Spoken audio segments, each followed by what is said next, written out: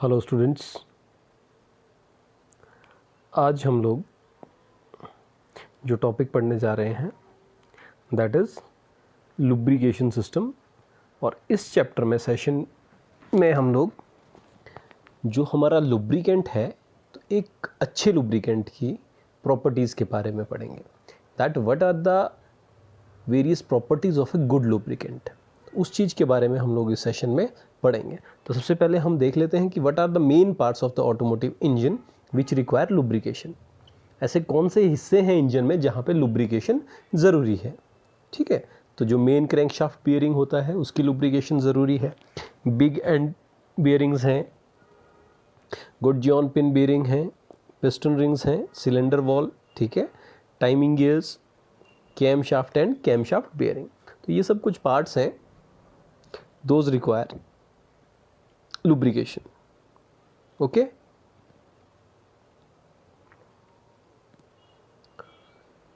ये हमारा lubrication system का डायग्राम है।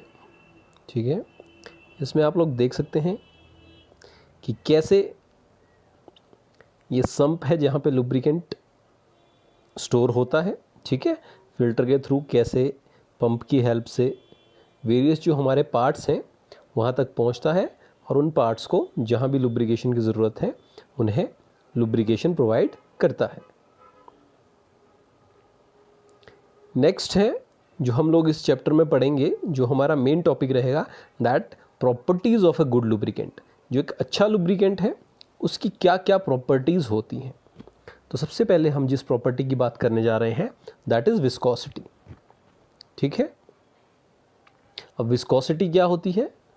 ठीक है, it is the resistance to flow.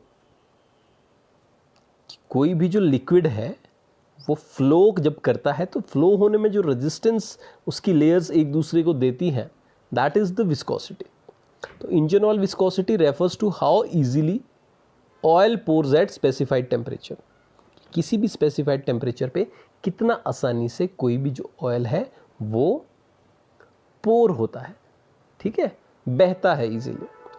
Thin oils have lower viscosity. जो थिन ऑयल है, ठीक है, उनकी लोअर विस्कोसिटी होती है, वो तेज़ी से फ्लो करते हैं। ठीक है, and pour more easily at low temperature than thicker oils that have higher viscosity. और जो थिक ऑयल्स होते हैं उनकी हायर विस्कोसिटी होती है। Thin oils reduce friction in engines and help engines start quickly during cold weather. जो thin oils हैं वो हेल्प आउट करते हैं इंजन को फ्रिक्शन रिड्यूस करने में और इजीली जो है इंजन स्टार्ट हो जाता है इन कोल्ड वेदर। ठीक है, तो हमें कोई भी जो लुब्रिकेंट है, ठीक है, उसकी जो विस्कोसिटी है इट मस्ट बी हाइड्रोडायनेमिक। ठीक है, ना ही बहुत ज़्यादा कम होनी चाहिए, ना ही बहुत ज़्यादा थिक होना चाहिए ऑयल, ना ही बहुत थिन होना चाहिए, ना ही बहुत ज़्यादा थिक होना चाहिए। So that there must be hydrodynamic lubrication कि पावर भी ट्रांसफ़र इजीली हो सके और ये फ्रिक्शन को रिड्यूस करने का काम भी करे। ठीक है, this is about viscosity. Viscosity होती क्या है? Resistance to flow, that how easily an oil can flow या इट कैन बी पोर्ड। ठीक है, नेक्स्ट आ जाती है फिजिकल स्टेबिलिटी। तो जब हम किसी भी लुब्रिकेंट की बात करते हैं तो वो फिजिकली स्टेबल होना चाहिए eight lowest and highest temperature encountered in an engine. एक इंजन में जो सबसे न्यूनतम तापमान होता है और जो सबसे अधिकतम तापमान होता है, ठीक है, उन तापमान पर वो जो लुब्रिकेंट ऑयल है that must be physically stable. ऐसा ना हो कि बहुत कम तापमान होने पर वो सॉलिड अवस्था में आना शुरू कर दे, सॉलिड स्टेट में कन्वर्ट नहीं होना चाहिए। ऐसा भी नहीं होना चाहिए कि जब इंजन टेम्परेचर बहुत ज़्यादा हो जाता है तो इट स्टार्ट वेपोराइजिंग, वो वेपर्स में कन्वर्ट हो जाए। नहीं, उसकी जो स्टेट है with in that range of temperature जो कि रियल लाइफ में इंजन एनकाउंटर करता है, उस टेम्परेचर रेंज में जो फिजिकल प्रॉपर्टी है किसी भी लुब्रिकेंट ऑयल की वो स्टेबल रहनी चाहिए। That means it must remain in the liquid state. ठीक है जी। थर्ड है केमिकल स्टेबिलिटी। ठीक है, at higher temperature oil should also remain chemically stable. ठीक है, ऐसी कोई भी टेंडेंसी ऑयल में नहीं होनी चाहिए कि वो जो हमारे इंजन में के कंपोनेंट्स हैं उनके मेटल के साथ रिएक्ट करके ऑक्साइड्स एटसेट्रा बना दे। ठीक है, स्पार्क प्लग्स एटसेट्रा पे ऑक्साइड्स वगैरह बना दें। तो ये सब चीज़ें रहनी चाहिए कि जो हायर टेम्परेचर पे हमारा जो कूलेंट लुब्रिकेंट है वो स्टेबल रहना चाहिए। ठीक है। नेक्स्ट है रेजिस्टेंस अगेंस्ट कोरोजन। ठीक है, कि जो लुब्रिकेंट होना चाहिए that must be resistance, that must provide resistance against corrosion. ऐसा नहीं होना चाहिए कि वो जिन सरफेसेस के कांटेक्ट में आए उनको वो कोरोड कर दे। ठीक है। नेक्स्ट है pour point. The minimum temperature at which the oil will pour is called its pour point. Obviously, since the oil will not be able to flow below the pour point, it cannot be used below this temperature of lubrication. ठीक है, तो वो minimum temperature, एक pour point क्या होता है, वो minimum temperature, ठीक है, जिस पे कोई भी लिक्विड, कोई भी ऑयल फ्लो करना स्टार्ट करता है। ठीक है, तो जो हमारा लुब्रिकेंट है उसका पोर पॉइंट कैसा होना चाहिए, उसका पोर पॉइंट होना चाहिए इतना एटलीस्ट कि इंजन का जो मिनिमम टेम्परेचर है वो उससे कम हो। समझ रहे हैं कि अगर हमारा इंजन में टेम्परेचर एनकाउंटर होता है लोएस्ट टेम्परेचर 5 डिग्री सेल्सियस, ठीक है, तो जो हमारा लुब्रिकेंट है उसका जो पोर पॉइंट है that must be less than 5, because if it will be greater than 5, then when the engine will reach at 5 degree temperature, it will start solidifying, वो solid state में आना शुरू हो जाएगा। ठीक है। नेक्स्ट आ जाता है flash point. The flash point of the oil should be sufficiently high so as to avoid flashing of oil vapors at the temperature occurring in the common use. A flash point higher than the minimum desired value will not serve any useful purpose. Flash point क्या है, flash point होता क्या है कि जिसपे कोई भी जो ऑयल है वो वेपर्स में कन्वर्ट होकर बिल्कुल बर्न होने के लिए तैयार हो जाए।